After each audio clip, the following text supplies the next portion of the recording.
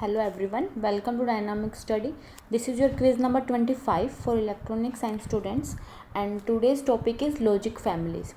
So ये जो logic families हैं वो आपका बहुत ही important topic है और हर साल ये इसके जो नेट एग्ज़ाम में क्वेश्चंस आते हैं और इस साल भी पक्का आएगा. ओके, सो ये जो लॉजिक फैमिलीज होती क्या है, ये एक ग्रुप ऑफ आईसीज होती हैं जिसमें हम डिफरेंट लॉजिक गेट्स को यूज़ करके उनको फैब्रिकेट करते हैं. Okay, so let's start with our first question.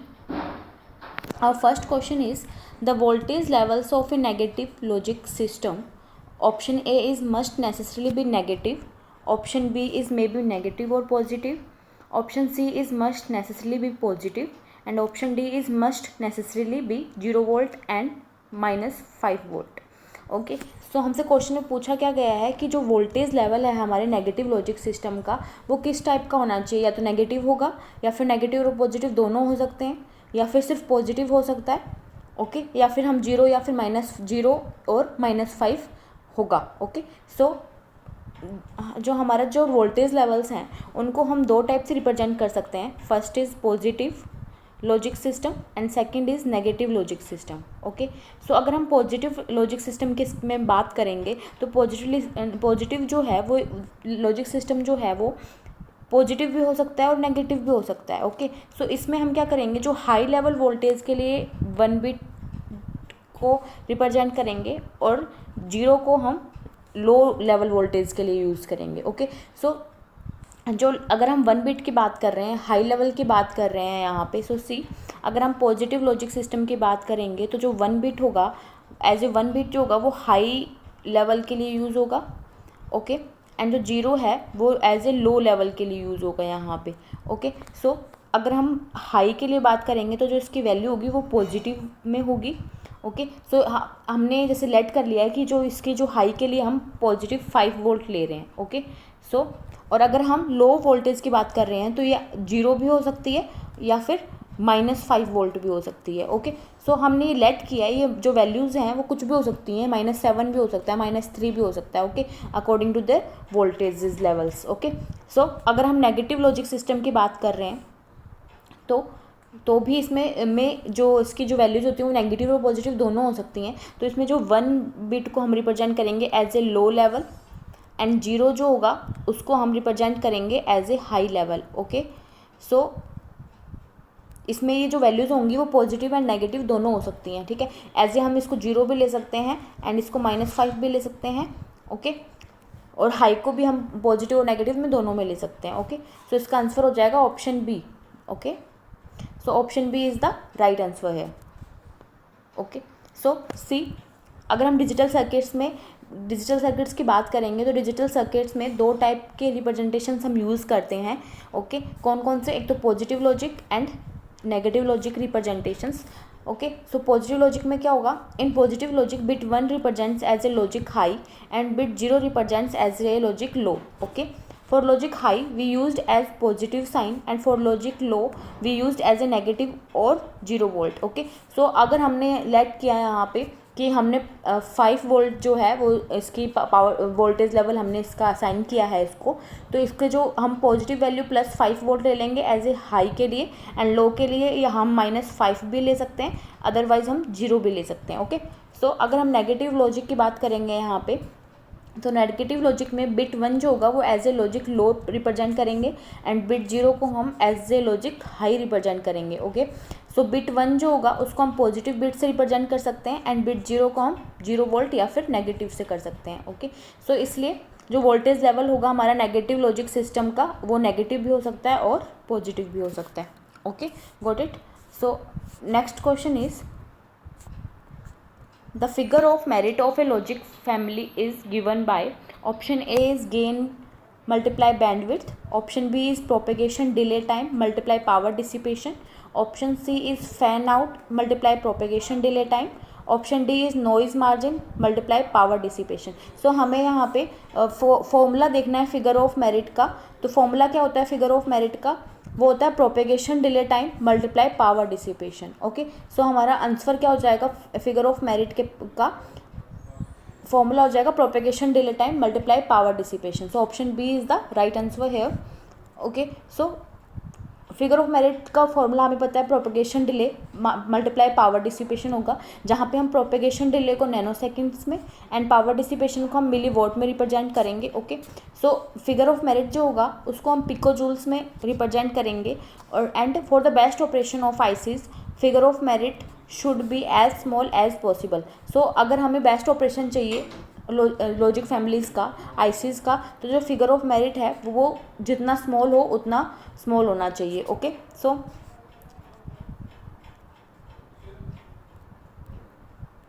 अगर हम प्रोपेगेशन डिले देखेंगे तो प्रोपेगेशन डिले क्या होता है, delay between 50% voltage level of input to 50% of voltage level of output.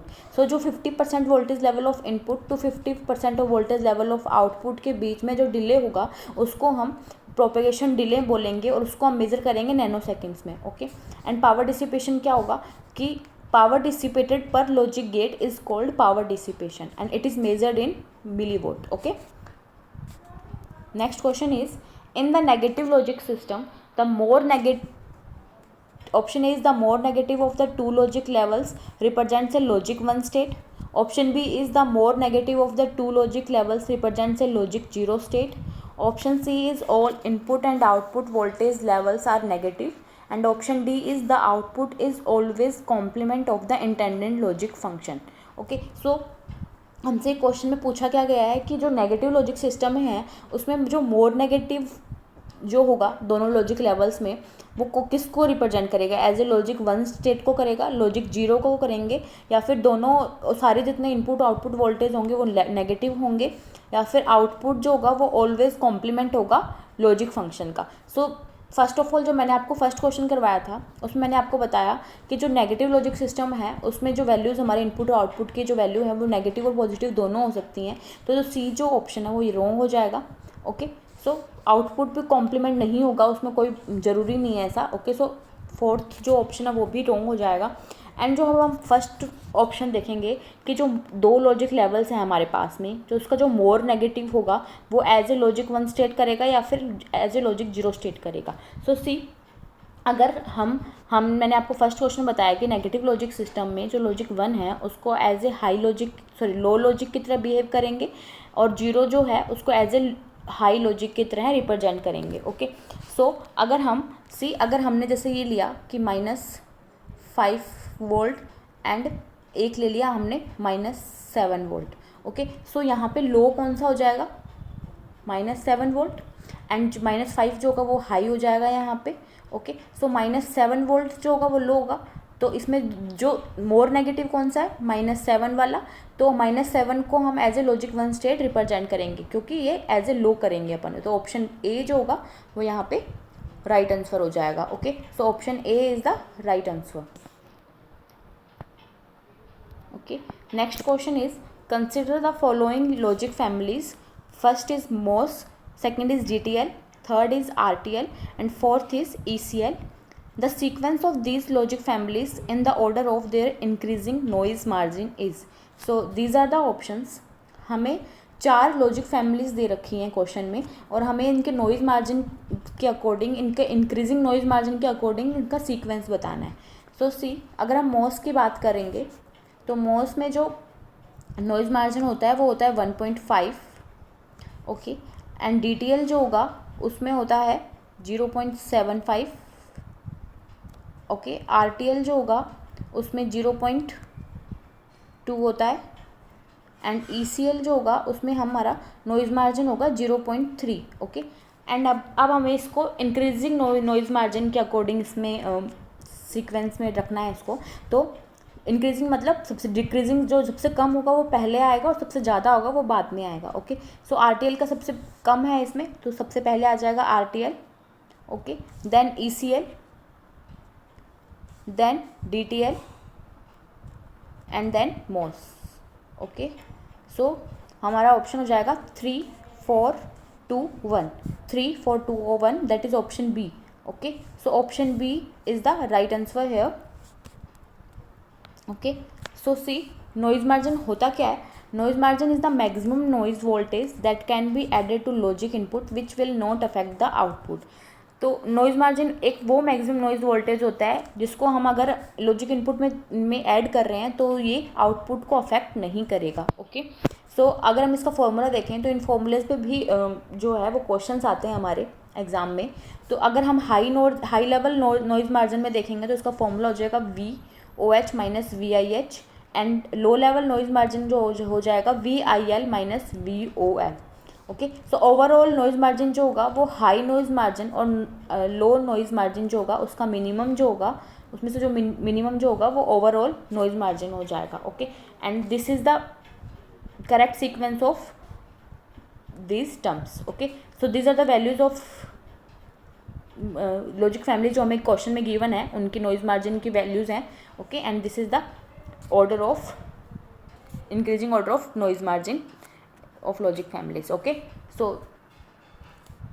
next question is, why does integrated injection logic have higher density of integration than TTL? Okay, so इसको हम I square integrated injection logic जो है उसको हम I square L से भी represent करते हैं।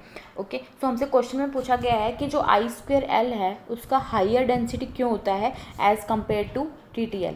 ओके, सो सी, अगर हम आई स्क्वेयर एल की बात कर रहे हैं तो उसमें हम बाईपोलर ट्रांजिस्टर यूज़ करते हैं, PNP और NPN ट्रांजिस्टर जो होते हैं BJT में जो होते हैं वो यूज़ करते हैं हम। ओके, एंड अगर हम TTL की बात करेंगे तो TTL जो है उसके फैब्रिकेशन में ट्रांजिस्टर्स के साथ साथ रजिस्टर्स भी यूज़ होते हैं। जो रजिस्टर्स होते हैं वो बल्कि होते हैं और भी बहुत सारे कॉम्प्लिकेशंस होते हैं रजिस्टर्स में। सो इसके कारण ये क्या होगा कि BJT जो होता है उसमें हम मल्टी कलेक्टर ट्रांजिस्टर्स भी यूज़ करते हैं, तो इसके कारण क्या होगा, इसकी जो डेंसिटी होती है वो हाई हो जाती है as compare to TTL। Okay, so अगर हम ऑप्शन को चेक करेंगे तो first option is it does not require transistor with high current gain and hence they have smaller geometry. So this option is wrong because इसमें हम transistor का use करते हैं आई स्क्वेयर एल में। Option B is it uses multi collector transistors, या this is true, हम I square L में multi collector transistors use करते हैं जिसके कारण ये सिंपल हो जाता है और उसकी जो डेंसिटी है वो हाई हो जाती है। And third option is it does not require isolation diffusion, this is wrong. Fourth option is it uses dynamic logic instead of static logic, this option is also wrong. So option B is the right answer here. Okay, so सी, अगर हम I square L जिसको हम integration injection logic बोलेंगे उसकी बात करेंगे तो integrated injection logic is built with multiple collector bipolar junction transistor. It is used in LSI fabrication, that is large scale integration. The gates can be made smaller with this logic families than with CMOS because complementary transistors are not needed। जो इसके gets हैं वो हम small करेंगे as compare to CMOS। Okay, so the logic voltage levels are very close. High जो logic level होगा वो 0.7 होगा और लो जो होगा वो 0.2 होगा। Okay, and I square L has high noise immunity because it operates by current instead of voltage. So I square L है वो ऑपरेट करेगा करंट से, इसलिए इसकी हाई नॉइज इम्यूनिटी जो है वो हाई हो जाएगी। Okay, so density problem with TTL logic is it, क्या होगा, जो TTL है वो अलॉट्स ऑफ रजिस्टर्स यूज़ करेंगे एंड जो रजिस्टर्स हैं वो बल्कि होंगे, consisting of a long narrow diffusion region snaking surround. Okay, so I square L जो होगा वो PNP ट्रांजिस्टर यूज़ करेगा as a current source to inject the base current, और जो रजिस्टर्स हैं उनको अवॉइड करेगा। इसके कारण क्या होगा कि जो आई स्क्वेयर एल है वो उसकी जो डेंसिटी है वो हाई हो जाएगी। Okay, so next question is match list 1 and list 2। Okay, and select the correct answer using the codes given below the list. So list 1 है उसमें हमें लॉजिक गेट्स गिवन है एंड लिस्ट 2 जो है उसमें हमें इन लॉजिक गेट्स के operations given है। ओके, सो लॉजिक फैमिलीज हमें गिवन है और जो लिस्ट सेकंड है उसमें हमें इनकी कि जो ऑपरेशन है वो गिवन है, तो हमें इसको फाइंड आउट करना है, इनको मैच करना है। ओके, सो लिस्ट फर्स्ट में है, first is TTL and these are the list 2, this is the list 2। Okay, so TTL को मैच करेंगे हम टोटम पोल आउटपुट से। सो सी, अगर हम TTL की बात करेंगे तो TTL stands for transistor logic. Okay, so इसके जो फैब्रिकेशन होता है वो 3 स्टेज से बना होता है basically. First is multimeter input stage, second is phase splitter and third is totem pole और active pull out pull up output stage. So TTL जो है उसका ऑपरेशन हो जाएगा totem pole output. Okay, ECL जो होगा वो उसको हम एज ए बेसिक गेट जो होगा उसमें नोर और आउटपुट यूज़ करेंगे। ओके, HTL जो होगा उसमें मोर लॉजिकल स्विंग यूज़ करेंगे and CMOS has low power dissipation. तो हमारा आंसर हो जाएगा 4 3 1 2। Okay, so that is option D. Option D is the right answer here. Okay,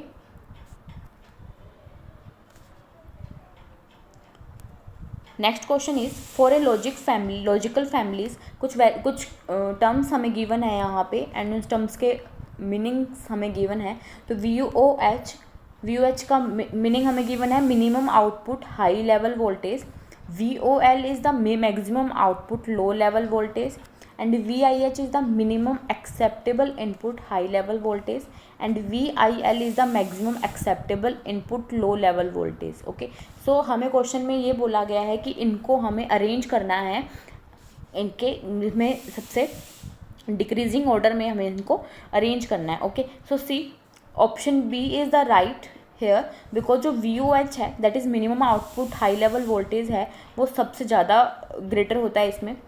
then हम VIH लेंगे इसमें एंड देन हम इसमें VIL लेंगे एंड VOL जो होगा वो सबसे कम होता है इसमें। ओके, ये नॉइज़ मार्जिन मैंने आपको बताया था। Okay,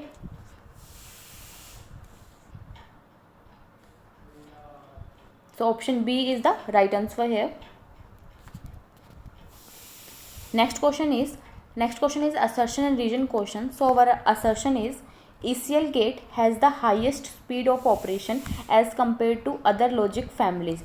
So our assertion is true. ECL जो गेट है उसके हाई स्पीड ऑफ ऑपरेशन होता है जब हम उसको अदर लॉजिक फैमिली से कंपेयर करेंगे बिकॉज जो ये ट्रांजिस्टर है ECL में वो सैचुरेशन रीजन में वर्क नहीं करेगा, वो कट ऑफ और एक्टिव रीजन में वर्क करेगा। उसके कारण जो ECL है उसकी हाईएस्ट स्पीड हो जाएगी। ओके, सो रीज़न हमें गिवन है ECL gate dissipates more power. Reason is true, जो रीज़न हमें इंडिविजुअली गिवन है वो ट्रू है बट रीज़न जो है वो वैलिड रीज़न नहीं है हमारे असर्शन का। ओके, सो हमारा assertion and reason individually true है but reason is not the valid reason for our assertion. So option B is the right answer here. Okay, so see ECL stands for ammeter coupled logic.